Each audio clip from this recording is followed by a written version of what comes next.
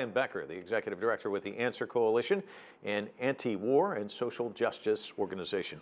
I imagine you would have loved to have been a fly on the wall at the State Department during these discussions. How contentious do you think this is? Because the relations between the United States and Canada, Canada's kind of this wedge country in between these two powers, the United States and China right now. They probably are not very comfortable in that position.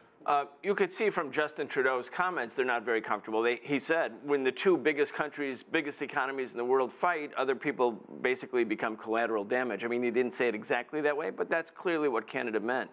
But then again, Justin Trudeau and the Canadian authorities have a decision to make. Do they want to act as supplicants for Washington's trade war with China, or do they want to, assert Canadian sovereignty and decide, hey, this woman has not broken any Canadian law. Why should they be holding her, a central figure in China's economic scene, arrested in Vancouver while changing planes? I mean, it's such a disgrace, such an outrage. I think the people in Canada should hold their own government accountable. I mean, how dare they do this at the request of the Trump administration?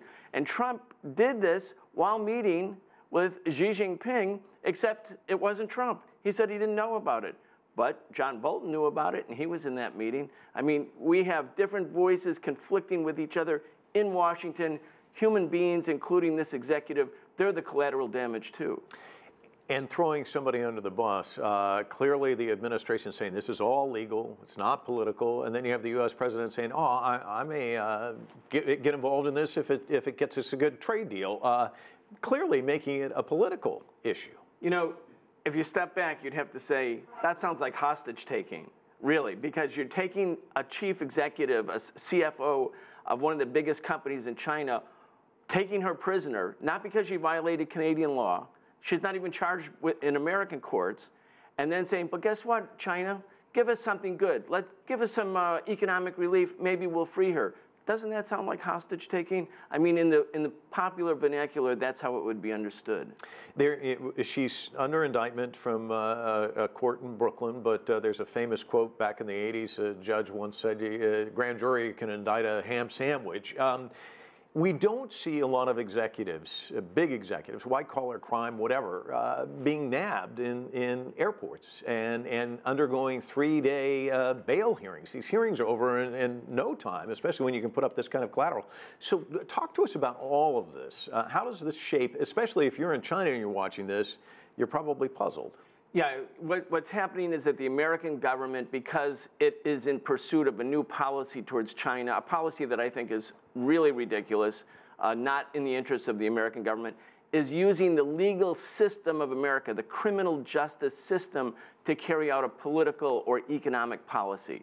Now, on its face, that means it's not justice, because justice is supposed to weigh criminal wrongdoing, not to be an instrument for politics or an instrument for economic policy. So the Chinese people, if they've been told, and if they believe that America believes in the rule of law, and they see this kind of behavior and this kind of conduct, they'd have to say either that's not true, or this government, this current administration, is an anomaly and a departure from the rule of law. Those are the only two options. And of course, the Chinese people, they're probably starting to figure this out, that this isn't simply a legal matter, that this is the United States government using the heavy hand of its own criminal justice system against innocent Chinese people in order to exact concessions from China on economic policy. That's bad. I've talked to a lot of old China hands who say they've never seen the relationship this fractured between the United States and China. Does it get back to a point where it was before, or is this just the new normal, you think? I fear that this is the new normal, because we have this economic policy. It's not simply Trump, and it's not simply the Navarro-Lighthizer faction of the Trump administration. The Democrats and even the anti-Trump resistance within the mainstream media here, they're all echoing and sounding as an echo board for the same anti-China animus and hostility. And we had the Pentagon reorienting the national security strategy, preparing for major power conflict, and sending U.S. naval ships into the South China Sea in acts of provocation that they call freedom of navigation exercises. I mean, when you put that all together, you can't not come to the conclusion that we've entered into a new era, and it's not a good one. Brian Becker, always a pleasure. Thanks so much for coming. My pleasure.